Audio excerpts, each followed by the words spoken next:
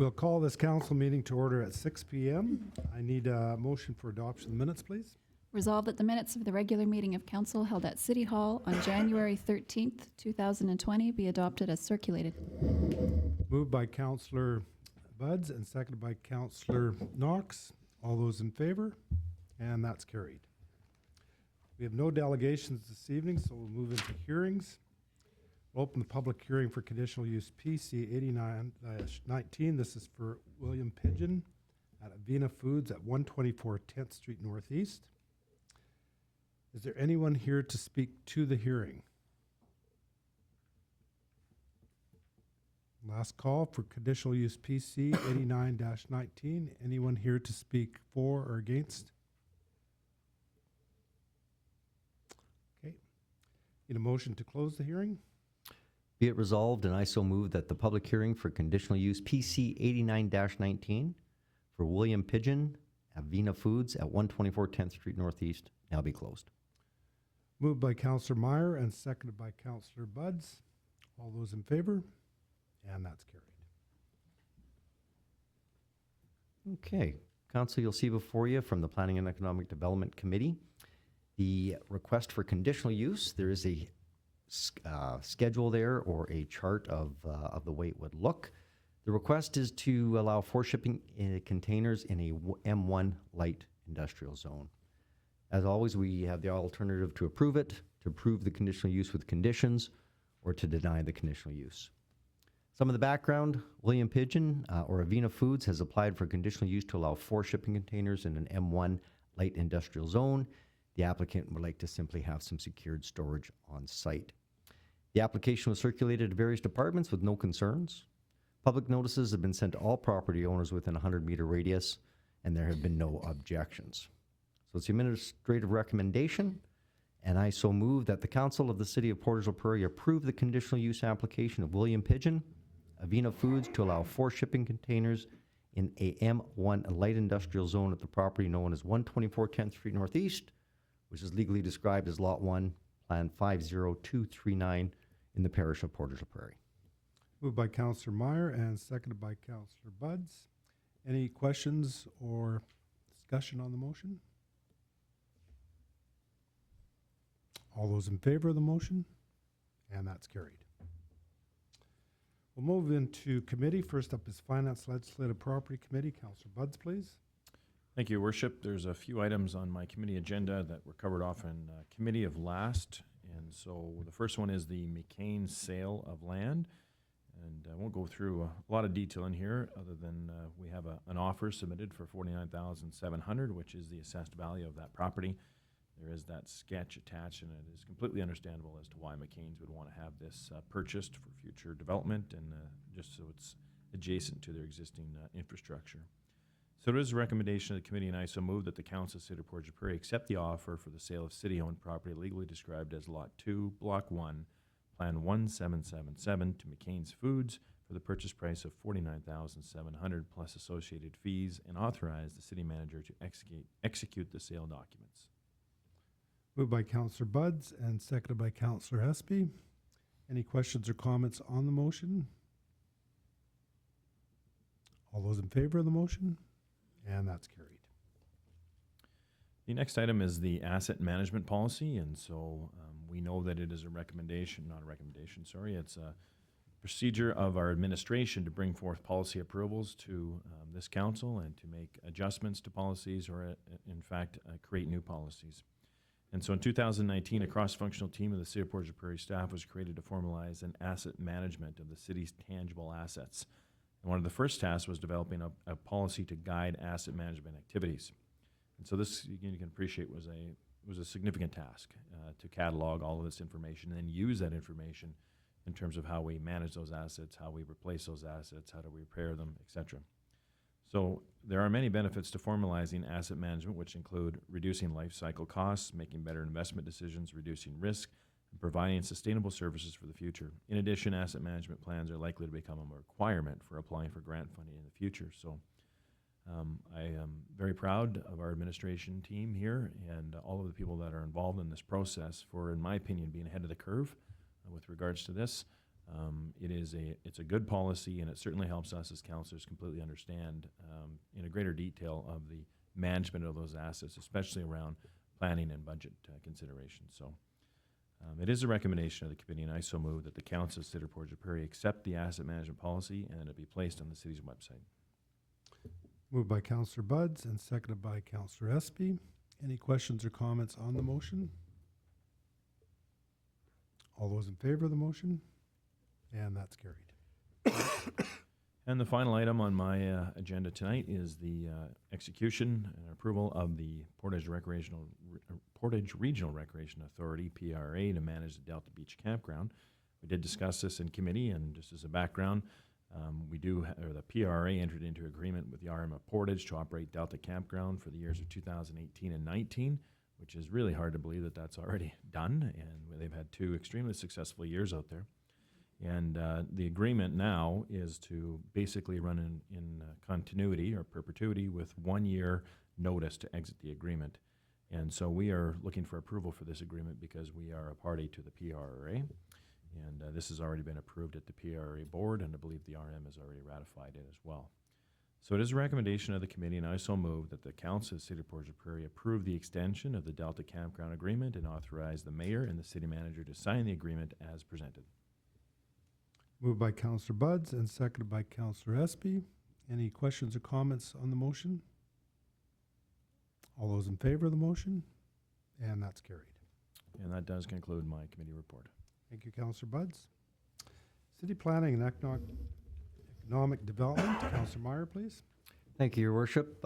We did bring these November 2019 building reports in committee meeting at last council meeting, so this is just for information only at that point. I just do want to point out that, again, we were on record for a record year, and it's really exciting to see. So I don't know if there's any further questions. Seeing none, that would be the end of my report, Your Worship. Thank you, Councillor Meyer. Councillor Draycott, Community Services, please. Thank you, Worship. Nothing for Community Services Committee this evening in Council. Thank you. Councillor Wall, Waterworks Committee. Your Waterworks Committee has nothing to report, Your Worship. Thank you. Councillor Espy, Transportation Committee. Thank you, Your Worship. The Transportation Committee has nothing to report. Public Safety Committee, Councillor Knox. Thank you, Your Worship. Nothing to report in council for public safety tonight. Thank you. We have no deferred business. However, we do have some new business. And this is the 2020 budget speech, and I'll call upon Finance Chair Buds. Thank you, Your Worship. It is my pleasure to present to you the City of Portage la Prairie 2020 budget speech. So, Your Worship and fellow members of Council, as I mentioned, it is my pleasure as Chair of Finance, Legislative and Property Committee to present to you the 2020 City of Portage la Prairie budget for approval. This is truly a time to be proud of our community. Something great is happening in Portage la Prairie. Our economic growth is outstanding, with almost $200 million in building permits issued by the end of 2019.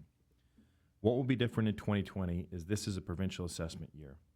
In Manitoba, property is assessed at market value, which is most probable selling price of the property had it been sold by a willing seller to a willing buyer. By completing assessments every 2 years, the province ensures property values reflect the real estate market conditions and ensures taxes are distributed fairly to property owners. The 2020 provincial property assessment has resulted in the largest increase in recent years, an increase of $64.3 million in total property assessment in our city. This increase is a direct reflection of the impact of the success our community is having in growth and development. 70% of the change in provincial assessment will impact residential properties, providing homeowners an excellent return on their investment in their home. So whether homeowners want to upgrade or downsize their home, renovate, or simply consider the investment return on their property, this is a benefit to homeowners. The city's 2020 budget has incorporated $669,000 in increased tax revenue as a result of the province of Manitoba's property assessment increases on residential and commercial property, as well as a further $161,000 in tax revenue for new properties added to the city's tax roll in late 2019. There were and continue to be a number of properties under construction which will be completed in 2020 that are expected to add even further tax revenue. As a result, the city has managed to make significant new investments in our infrastructure and substantially improve our savings for future costs, all while continuing our efforts to reduce the mill rate to be more competitive with comparable cities in Manitoba. The impact will be slight but meaningful as we balance tax revenue funds with growth, spending, and tax reductions. To illustrate the impact, if a $250,000 residential property where provincial assessments remain flat, this mill rate reduction will reduce taxes by approximately $20.25 in 2020.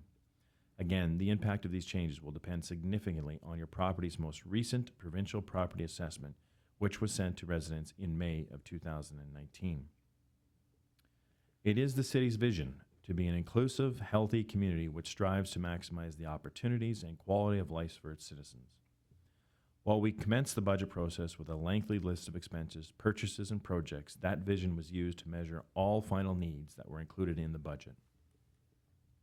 So let's talk a little bit about that. 2020 projects, building for the future. The City of Portage la Prairie will continue to invest in our community's infrastructure at unprecedented levels, ensuring future investment opportunities and prosperity for all residents. One of our major strategic priorities as a city is to ensure we continue to expand our water and wastewater services to support current and future needs.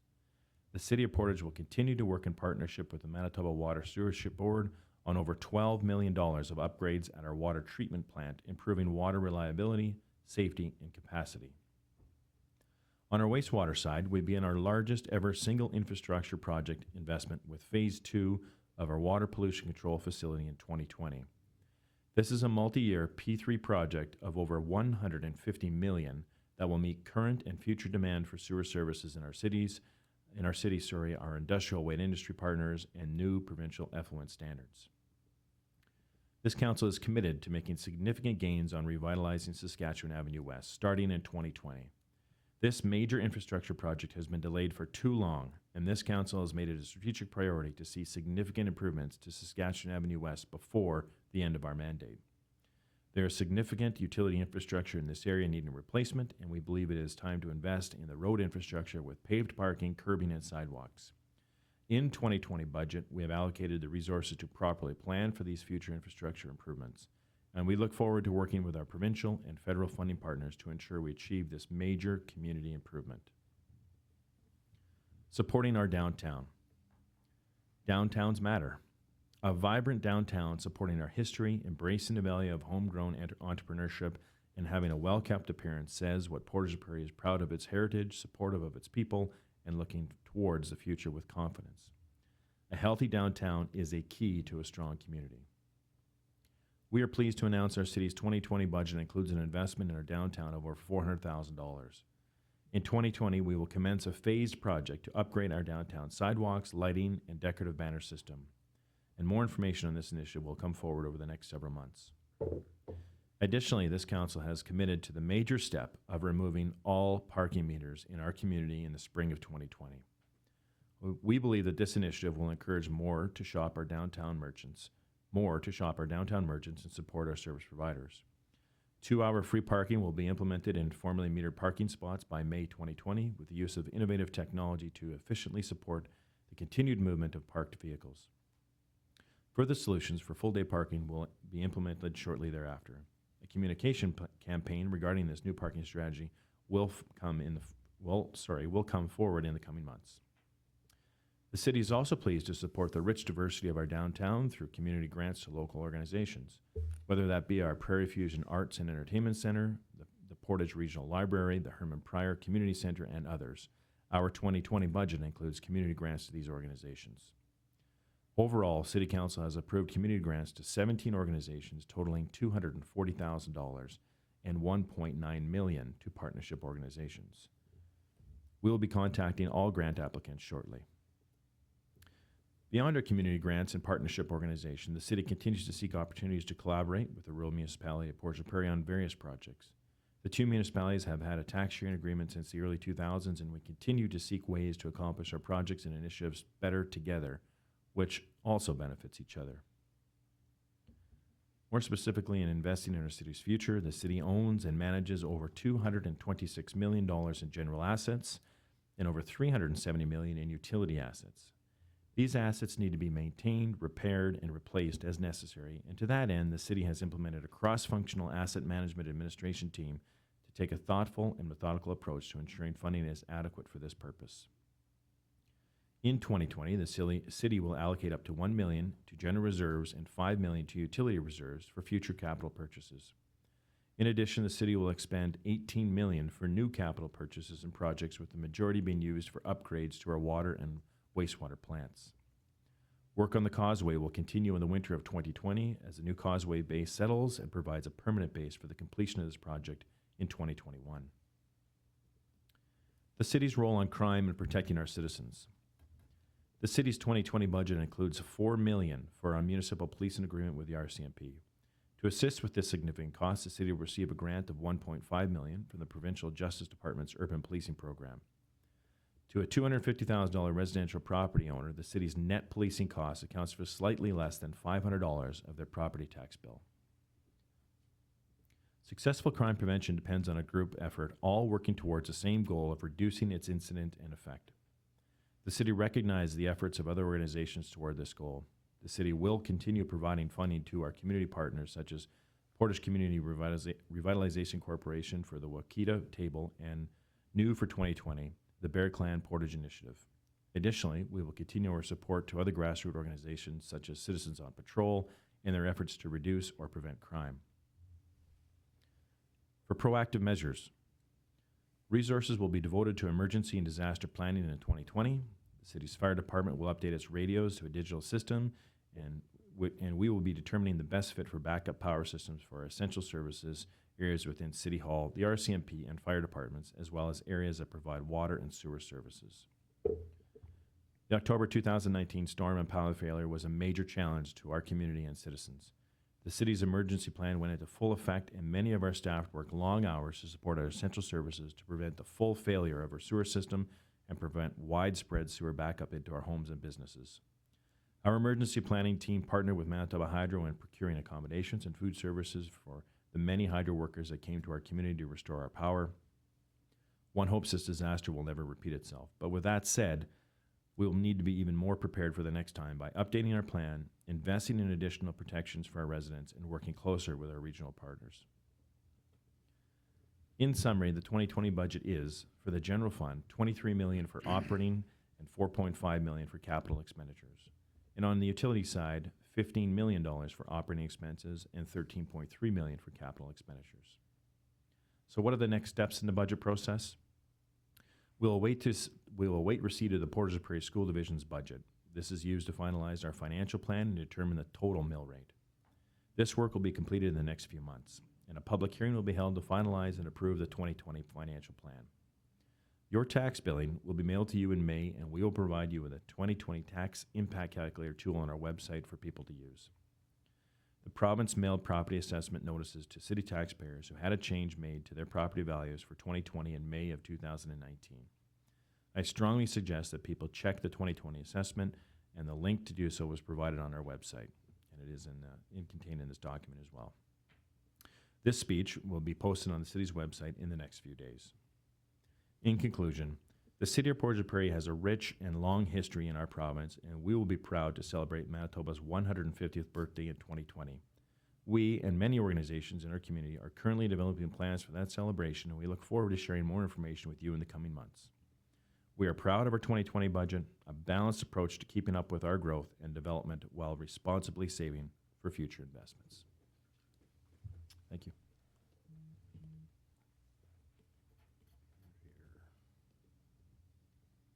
I should mention, attached in this document is a listing of the community grants in a separate PDF, which is available for council and shortly the public's review. Okay, questions or comments for Councillor Buds?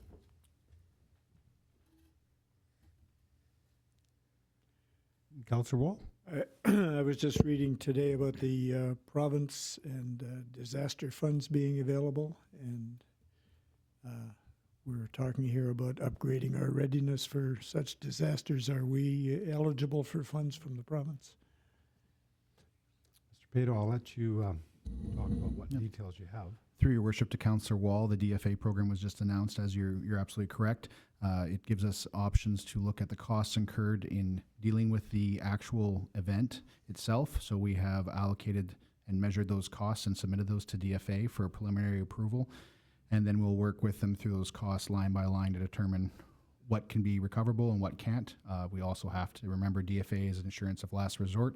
So we have our internal insurance program, which we are also making a claim to. Thank you. Any other questions or comments for Councillor Buds? I just have a comment. I just want to recognize the huge amount of work that has gone into this budget by our staff, our department heads, and by our finance staff, Kathy, you and your staff, and by our city manager, and also by this council. And I know this process started actually before last September, and I really appreciate how this team worked together and all the work that's been done to bring this document forward tonight. So I want to thank all of you that's been involved in this. No further.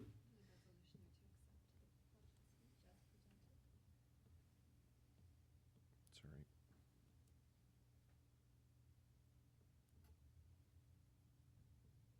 So I'll move to accept the budget speech as presented. Moved by Councillor Buds and seconded by Councillor Espy. Any further questions or comments?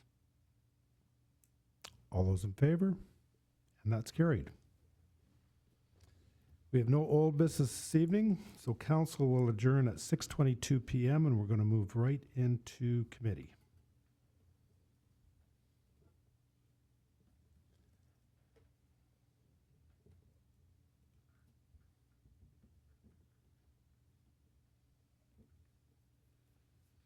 Call committee to order at 6:22 p.m. First up is Finance Legislative Property Committee. Councillor Buds, please. Yeah, so the one item on my committee report is our audit service plan. And so just for background, we have been working with the accounting firm Myers Norris Penny for many years. And so the plan that they will use to go through the audit for 2019 is attached, and it is very similar to what's been done in the past years. You can see the draft consolidated financial statements will be available in June 2019, and final statements will be presented at, this is really 2020, at the council, or at the June 22nd meeting for approval. So there is in that plan, you can see that they're pretty comprehensive. They do outline kind of the areas of focus. One area that's, common lingo when we look at this type of stuff is what is a materiality number? What does it mean if there's expenses or the things they're looking at? What is a number that they can use in terms of determining whether it's material for further investigation? And this is not uncommon. This happens all the time. And that, again, is around $650,000. You can see that they look in risk areas. They look at the utilities, other revenue, credit card expenses, their cash. So I think from my perspective anyway, it's nice to see that we do have some returning team members from Myers Norris Penny. I know our team spends a lot of time with these representatives, and when you can get some continuity from our service provider, it certainly helps. So I will be moving to accept this audit plan when we get into council, unless there's any other questions from council as it relates to the audit. That does conclude my committee report. Okay, thank you, Councillor Buds. City Planning and Economic Development, Councillor Meyer, please. Thank you, Your Worship.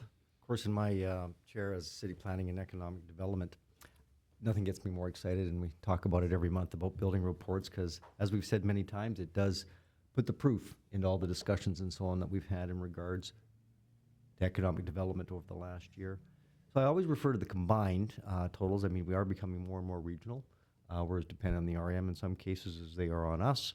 And when you look at it, that incorporates our entire region, an unprecedented record, as I think has been discussed in the media already. But at $197 million in permits, I think is something that's been unheralded ever in the history of Portage la Prairie. So I do understand that most of it is industrial and comes up with some of the new industrial plants that have been going online here and will be online soon. So it's just really good to see that. And I certainly want to take this moment and thank the Planning District for extraordinary effort that they put into the year 2019. specifically with that type of a record. So it's really exciting to see. And with that said, I don't know if there's anybody has any questions.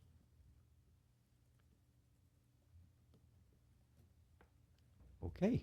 With that said, that'll come up to council at the next council meeting, and I'll get to speak to it again. How about that? And secondly, I'm also extremely excited again to welcome our new EDO and Executive Director for PRED, Ms. O'Leary.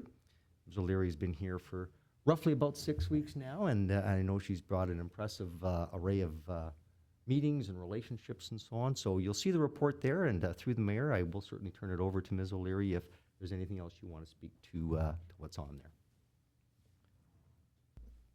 Thank you, Councillor Meyer. As my report states, a lot of my focus in December was immersing myself into the community and meeting the amazing stakeholders here in Portage la Prairie. Everything has been very positive.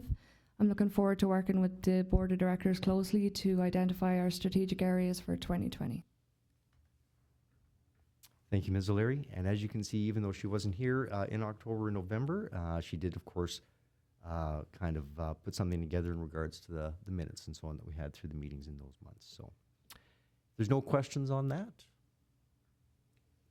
With that said, that is the end of my report, Your Worship. Thank you, Councillor Meyer. Community Services Committee, Councillor Draycott, please. Thank you, Your Worship. I do have fourth quarter reports. First one on the docket would be our youth member of council, Miss Abigail Davidson, if she would like to speak to what's happening in the school and outline her fourth quarter report for us. Thank you. So for the activities that I have completed this quarter, it includes attended city council meetings and committee meetings, attended Big Brothers Big Sisters recognition event, attended the Jingle Bell breakfast, created and maintained a Facebook account, and I met with Donovan Hillman and TT Appa to discuss their experiences on council. And for activities I've begun this quarter include planning a Meet Your Counselors event at Portage Collegiate Institute for the Youth, researching the Youth Advisory Council on Climate of Manitoba, and discussions on climate issues with my peers. And my goals for next quarter include have a meeting with Mr. Waldvogel, who is the principal of Portage Collegiate Institute, organize and host a Meet Your Counselors event at Portage Collegiate Institute for the Youth, create surveys regarding the youth's opinions on climate issues, and further the discussion on climate action in Portage la Prairie. Thank you. Perfect. Thank you so much. Moving on, my second fourth quarter report this evening would be for PCRC. PCRC is not at the table today, so I'll just give you a brief outline. As always, they are very busy. Every quarter, their report seems to get larger and larger. So they do have a very large report here. They go through building economic securities in terms of their local immigration partnership and their granting. They do have some outlining on things that they're looking at, including transportation, childcare, housing, and employment, as well as public and Indigenous relations within our community. There is an outline of community pride and events that have taken place in the fourth quarter. They had a Halloween party, as well as facilitated Skate with Santa. And it seems like it's so long away, but it's really not. Gardening Portage also has a write-up in there as well. They do go through affordable recreation and leisure, so Voices for the Voiceless, Rent Smart, which is a neat session that they had put together as well, that they're looking at expanding a little bit. This one was Rent Smart Basic Sessions, 3 keys for successful tenancy, and they are looking at expanding that for a Rent Smart Landlord session as well, which would be an interesting one to occupy if you're in that field. Community building and safety, of course, they have their community mobilization, Portage Hub, which has changed over to the Wakia table. Community involvement, they continue to be involved in the Portage la Prairie Bear Clan, Inc., as well as Portage la Prairie Parks Committee, Food Matters, or Community Food Matters, excuse me. Active transportation is a little bit slower at this time of year just because of the weather, but it is still there. And Portage la Prairie Harm Reduction Network. So a lot of these things are things that we might not come in contact every single day, but take up a lot of time for PCRC. And they do such a great job of facilitating those things within our community, working with other organizations as well. So It is a very full document. There is still more information there as to what happened in that organization over the fourth quarter. So please feel free to dive into that a little bit further. Heritage Committee is also there. So they did have finalized plans with city operations for the Wallace Mausoleum, which should begin work in spring of 2020. So that was a project we had discussed in 2019 moving forward. And as well, they did have other things going on with the Heritage Committee. There was conversations about 210 Portage Avenue, as well as expanding historic site cycling tour for 2020. Continuing conversations with Mr. Pache regarding First Nations involvement for a visit with Prince coming in spring 2020. That was also noted in the PCRC document as well. So nothing that I will get into. I don't know the details, but hopefully we'll hear a little bit more of that next council meeting. There is also a fourth quarter report there for the Parks Committee. So the Portage la Prairie Parks Committee continued to do fundraising towards the interactive fountain. There was a delay in the second call for the artistic submissions for that fountain, just as the committee was looking at revisiting their fundraising goals, and there are some exciting announcements coming forward for that committee in the future, but their fourth quarter was also busy continuing to fundraise, and that's an opportunity open to citizens of Portage la Prairie as well if they'd like to assist with that continuing project. And of course, we have public art. They put out a call of submissions for a public art project, as well as they have a new logo for the committee. And that does conclude my fourth quarter reports for community services. I will try to answer any questions if there are any from council. Okay, I'm not sure if you're the counselor I should be asking, or perhaps public safety, but I was wondering how the Bear Clan was holding their first patrol on last Friday evening. Any word on how that went? I would actually defer that over to Councillor Knox. Yes, the first patrol went last Friday from 6 to 8 p.m. It was a successful night. They will continue with their Friday night patrols from 6 to 8 p.m. Anybody who's interested in getting involved to be on those patrols, the best place to get a hold of them is on their Facebook site, and it's called Portage la Prairie Bear Clan. They do have leaders, but they're continuously wanting volunteers to help out, and they do offer training opportunity for that. So we're very excited to have that happening in our community now, making those connections, building those relationships. Okay, good. Thank you. And that does conclude my report. Thank you, Councillor Draycott. Waterworks Committee, Councillor Wall, please. Thank you, Your Worship. There's nothing to report this evening. You. Transportation Committee, Councillor Espy. Thank you, Your Worship. Nothing to report this evening. And Public Safety Committee, Councillor Knox. Thank you, Your Worship. We have a number of fourth quarter reports here. The first one being our RCMP report. If you open it up and have a look at it, I don't think it's anything new to us that we've seen some increase in our current stats. Most notably, major increase in our property crime compared to last year. Through you, Your Worship, Inspector St. Pierre's here, and I was hoping that he could speak to that a little bit, and also maybe a little bit of understanding on a couple of other ones. Number 11, where it's other criminal code, what that means, and common police activities, kind of what those stats capture.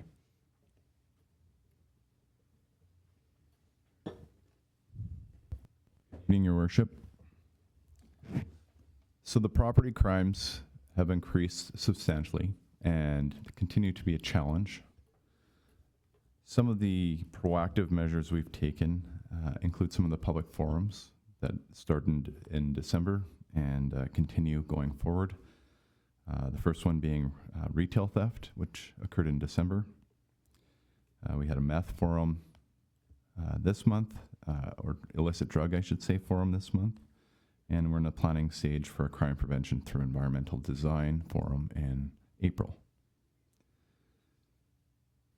Working with agencies such as the Bear Clan and COPP, we hope to bridge the gap and increase presence out in the community to mitigate a lot of the property crime that is occurring. Also, just of note, I will be on this very Friday attending Winnipeg to the Manitoba Retail Crime Forum Roundtable, and that's to discuss with all provincial and city of Winnipeg stakeholders strategies on how to deal with retail theft. With regards to other criminal code, those tend to be, breach of bail order conditions, minor criminal code issues. And so the reason they're up a little bit is because our offender management program has been working in overtime. Our dedicated officers have continued to do a large number of curfew checks and offender checks that are on condition, or offenders that are on condition, some of those checks as well, to ensure that they're being accountable and responsible in our community. And when they are not, they're arrested and held in custody to appear before justice. With regards to the common police activities, these tend to be everything from criminal record checks up into suspicious persons being reported and everything in between. So they could be just general inquiries, people asking questions or seeking advice with regards to circumstances such as crime or events, that kind of thing. On another note, I'd like to inform this council that we finally have our new police service dog handler and dog. Corporal Mike Zinn and his dog Jolt have officially started last week, and Corporal Zinn is very excited to work in this community. He comes from the Lower Mainland, Vancouver, BC, as a dog handler, so he's got a lot of urban experience when it comes to dog handling. And he and I have already discussed some ideas with regards to mitigating retail theft going forward. So we'll be working with the Chamber of Commerce on that in the next couple weeks. Thank you. I was going to ask you about our four-legged member. I just want to say that it's been great working with you and PCRC on putting on these crime forums, something that I think we will continue to learn from and develop as we go. We had our illicit drug crime forum on last Thursday, and we had a pretty great turnout. I think the one thing that I really took note of is that there was a whole lot of our frontline workers there, the people who are working in this every day in, day out, and it just shows me that people care and want to be a part of the solution to these problems. And so it was just great to have them out. So we'll continue to work together on that. Councillor Espy? Thank you, Worship. Through the chair to, I guess, Inspector St. Pierre. On the subject of property crime, we're looking at 90+ occurrences increased from year to year. Can you attribute anything in particular to that increase, and what type of crime would the majority of that increase be? Property crime would consist of anything from theft under $5,000, which could be your chocolate bar thefts at a 7-Eleven, right up to theft of motor vehicles. So we see a lot of thefts that occur, and what we're really noticing as a trend this year was a huge influx or increase rather of liquor store thefts as well as retail thefts. So if I recall from our forum last month, our liquor store thefts were about 7 times what they normally are in years prior. So that's been a major challenge for not just this city, but for the city of Winnipeg as well, as people have decided to blatantly walk into the liquor stores and other businesses and pick up whatever they desire and walk out, either using threats of violence or sheer numbers to prevent apprehension. Councillor Espy? And I know that I probably won't get an answer to this question, but I'm going to ask it anyway. through yourself to Inspector St. Pierre.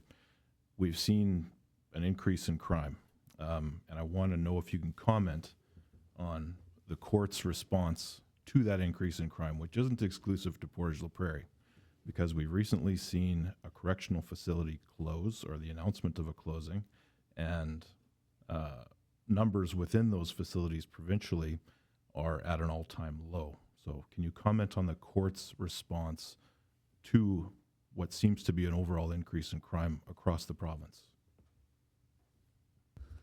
I can't speak to what they're doing or what their mandate is specifically. I can speak a little bit to Bill C-75, which ultimately focuses on, how do I say this without misinterpreting it or misleading it, but rather it focuses on other strategies to deal with offenders other than incarceration, from what I understand of reading it. From our perspective, we are doing everything we can to monitor prolific offenders, to respond to calls for service with regards to property crimes and persons crimes, to be proactive in a lot of ways. And often we're dealing with the same offenders. Thank you. I can tell you, Councillor Espy, that concerns or observations similar to yours were raised by a number of members in the business community last summer. And what they were saying is the RCMP were doing a good job of apprehending, charging, making sure the offender went to court. And the concern at that time was what happened in the court system. And now I understand, Inspector, some changes were made as far as how communication takes place between the RCMP and the prosecutor's office. Does that improve things or change things? Yes, Your Worship. To speak to that, we have been meeting monthly with the Senior Crown. We've had a couple meetings also with the Regional Director of Crown Prosecutions, Mr. Rasrid, to identify gaps in not only communication but also service delivery. And we're working on our side to improve that where we need to. We reallocated one of our detachment service assistants position on a small portion towards managing our court communication and tracking and doing a bit of data analysis on how things are going, why charges are being stayed, and improving that information flow between our offices. So we're seeing more collaboration with the Crown's office at this point in time, and we expect more to come. Councillor Draycott. Thank you, Your Worship. Through Your Worship to Inspector St. Pierre, I know that there still remains a little bit of confusion in the community in terms of a curfew, and you mentioned a curfew this evening. About 20 years ago, I believe, our community did try to implement a curfew, and I think that there is still some confusion as to whether that curfew still exists and what the difference is between sending young people home at a certain time in the evening and the curfew that the police are actually able to implement when it comes to people you are dealing with. So with regards to a city bylaw curfew, I'm not too sure if the city actually has one. It's never been brought to my attention. The city does have one. Does have one. Yeah. Okay, so I can look into that and get back to this council with regards to that. The offenses will depend on what's prescribed in the bylaw itself, you know, whether it be a drive home or an actual fine, as it may. So, but the difference between a municipal curfew through bylaw and a criminal curfew is that the criminal curfew forms part of the bail process. So in order to be released by an officer in charge, they will enter curfew conditions as they see fit that may have contributed to the offense and may further mitigate, the same as a justice. You know, a judge or justice may also issue a recognizance with curfew conditions, again, to mitigate the risk of reoffending, as well as aiding the police and their offender management. Thank you. Any further questions for Councillor Knox? My report's not over, though. Okay. Sorry. Thank you.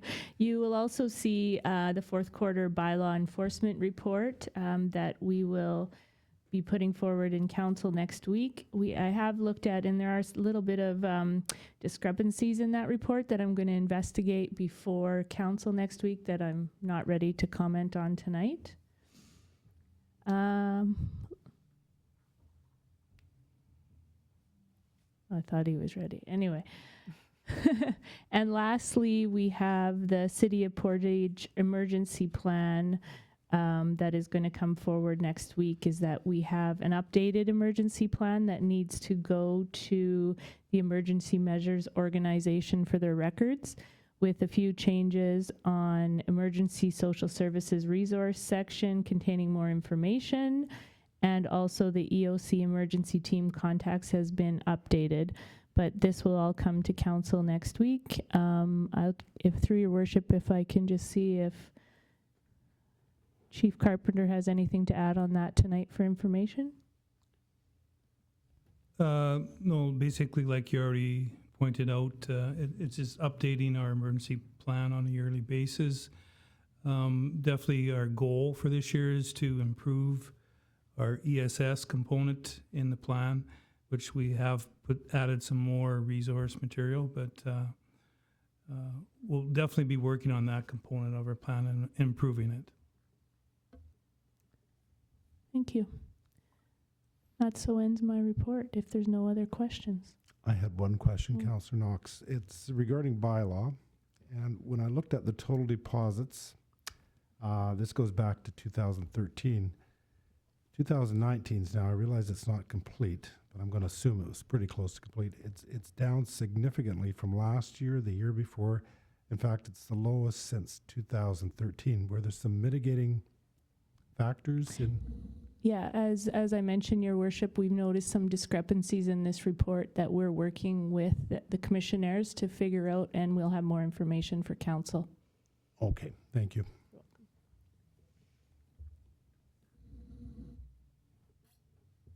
No further questions for Councillor Knox?